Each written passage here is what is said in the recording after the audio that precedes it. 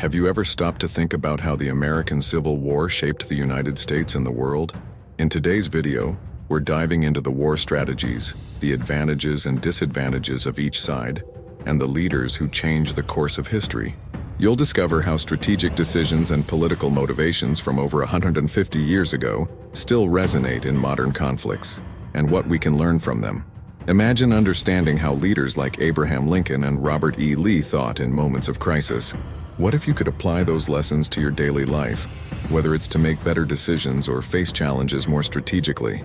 This video isn't just about history, it's about seeing life in a new way with more clarity and strategy. So, if you're into epic battles, practical lessons, and stories that connect the past with the present, this video is for you. Get ready to learn, reflect, and leave inspired. Let's get started. The American Civil War didn't just pop up overnight. It was the result of decades of social, economic, and political tensions. The North sought to preserve the Union, seeing the conflict as an essential battle to keep the country united under a strong central government. Meanwhile, the South defended states' rights, arguing that each state had the right to decide its own future. For them, the American War was an extension of their fight for freedom and sovereignty, but under a peculiar interpretation of the Declaration of Independence. The idea of secession wasn't a new concept, but it gained traction with the election of Abraham Lincoln in 1860. South Carolina was the first to break away from the United States, quickly followed by other southern states like Georgia, Florida, and Texas. The Confederacy was born as an attempt to create an independent nation, based on maintaining states' rights and, of course, the economy of slavery. The American Civil War, in this context, wasn't just a military conflict, but also an ideological one. The situation was even more complex for the border states, such as Delaware, Kentucky, Maryland, and Missouri. These states allowed slavery, but decided to remain in the Union. This choice created internal divisions and conflicts within families, where brothers, friends, and neighbors often found themselves on opposite sides of the battlefield. These border regions, in addition to being the stage for physical clashes, were also territories of intense political and social disputes. The symbolism of the South during the war also reveals a lot about their ambitions. The Confederate flag, for example, had 11 stars representing the states that seceded. Interestingly, Missouri and Kentucky, which never formalized their secession, were represented on this flag. This demonstrated how much the South wanted to project an image of unity and strength, even if the reality was marked by divisions and internal challenges. These tensions laid bare the contrast between the visions of the North and South. For the North, the conflict was a matter of national survival, while the South saw it as a fight for autonomy and the preservation of a way of life based on their traditions. However, these opposing motivations were just the beginning of a long and brutal American war, where the leadership of both sides would play fundamental roles in the unfolding events. In the American Civil War, leadership was a decisive factor in how the conflict unfolded. On the Union side, Abraham Lincoln stood out as a central figure. He was elected president in 1860, and his abolitionist platform was one of the main reasons for the South's secession. Lincoln wasn't just a skilled politician. He was a natural strategist who knew how to use words and decisions to shape the course of the American war. His ability to articulate a clear purpose kept the North firm, even in the darkest moments of the conflict. Alongside Lincoln, the Union had important generals like Ulysses S. Grant and William Tecumseh Sherman. Grant, who would later become president, was known for his relentless determination. He believed in constantly attacking the enemy, an approach that led to victory in crucial battles, such as Vicksburg. Sherman, with his famous March to the Sea, demonstrated the power of war strategies that involved not only confronting armies, but also weakening the economic and logistical bases of the enemy. Meanwhile, on the Confederate side, Jefferson Davis assumed the presidency of the Confederacy. Although he was an experienced politician, Davis faced many challenges, from internal disputes to a lack of resources. The South's military highlight, however, was Robert E. Lee, a brilliant strategist and respected even by his enemies. Lee was a master at anticipating the movements of the adversary and led the Confederate Army in memorable battles, such as Chancellorsville, where he defeated a numerically superior army with daring maneuvers. Besides Lee, the South had other prominent leaders, such as Thomas Stonewall Jackson. He earned his nickname for his ability to stand firm during combat like a stone wall. Jackson was known for his audacity and innovative tactics, which often caught the North by surprise. Generals like James Longstreet and J.E.B. Stuart also played crucial roles, complementing Lee's strategies with their own skills in combat and leadership. The leaders, both in the North and the South, had their strengths and weaknesses. While Lincoln faced the political pressure of maintaining public support and managing often ineffective commanders, Davis dealt with a decentralized government and limited resources. However, it was through these figures and their war strategies that the course of the conflict was charted. But the challenges for both sides went beyond leadership and were rooted in the advantages and disadvantages of each side of the confrontation. At the beginning of the American Civil War, the North and the South entered the conflict with completely different resources, strengths, and challenges. The North, for example, had a clear population advantage, with about 22 million people against the South's 9 million. This number included a larger workforce, capable of feeding the armies and sustaining the economy. In addition, the North's industrial base was robust, allowing the production of weapons, ammunition, and supplies on a large scale, an essential advantage in a prolonged war. The South, on the other hand, possessed a strength that the North didn't have: the terrain. Fighting at home meant knowing every hill, forest, and river, which offered a strategic advantage in many battles.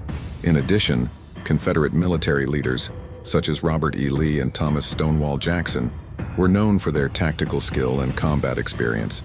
This combination of leadership and knowledge of the territory allowed the South to resist even with limited resources, turning the conflict into a war of attrition. However, the South faced significant difficulties. Its population was smaller, and of the 9 million inhabitants, about 3.5 million were enslaved and, therefore, could not fight. This left a much reduced base of soldiers compared to the North.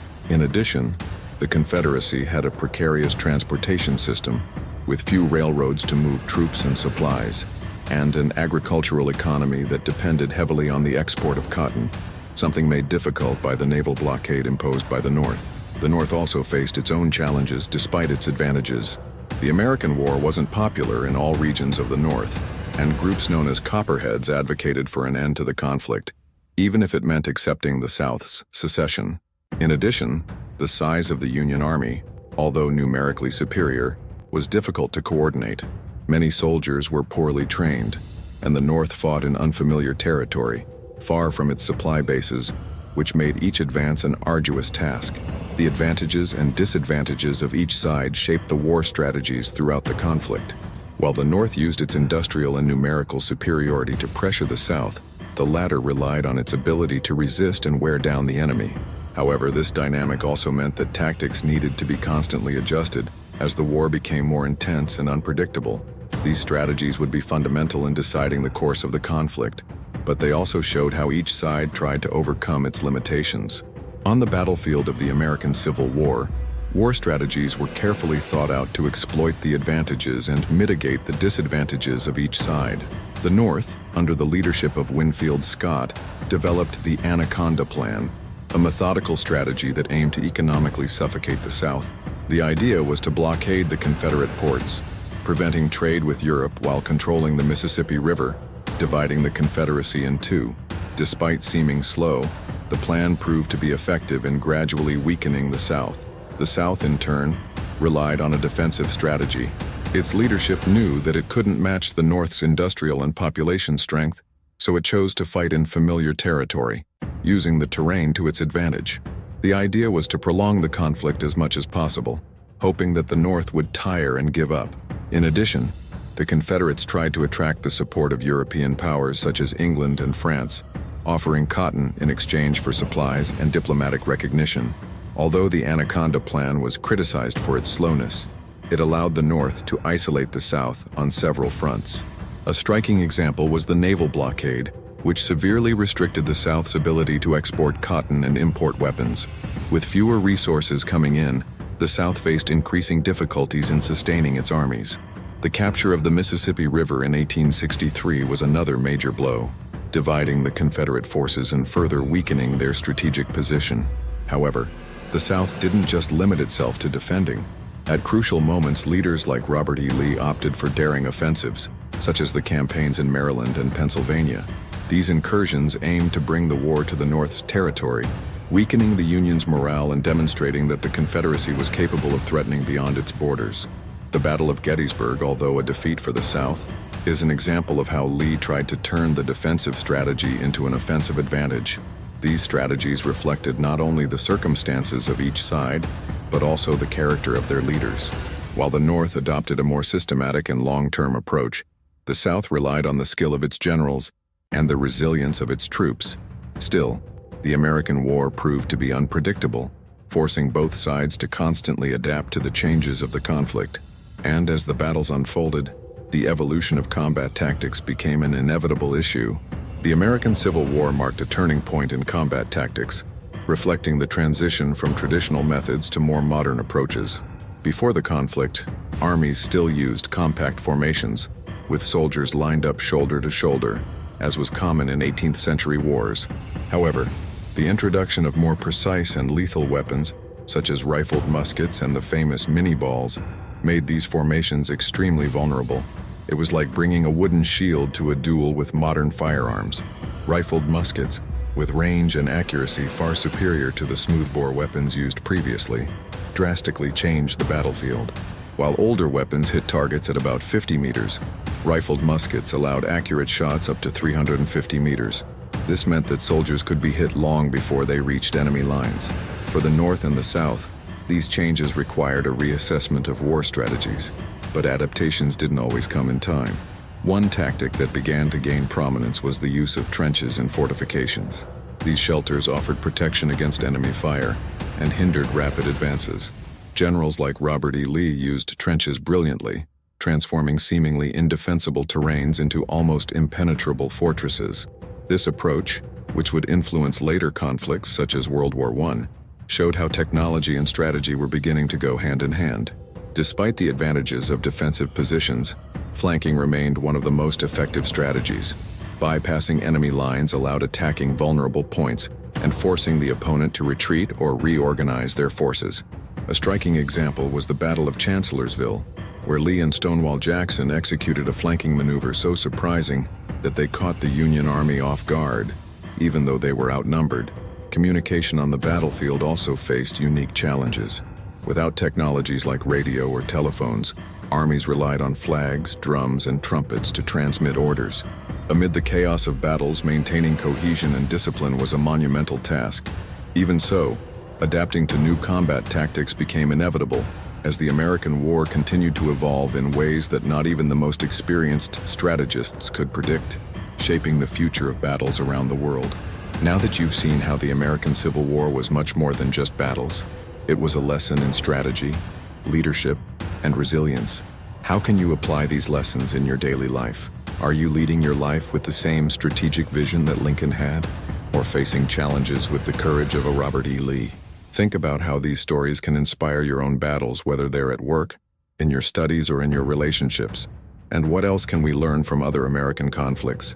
How have these wars shaped the country and the world in ways that we still feel today? If you're curious, great. You're in the right place to find out. Okay, here's the translation, optimized for a YouTube call to action. So subscribe to the American War Channel now and hit the notification bell so you don't miss any content. That way you can closely follow all the strategies, curiosities, and stories that make American wars an inexhaustible source of learning. See you in the next video.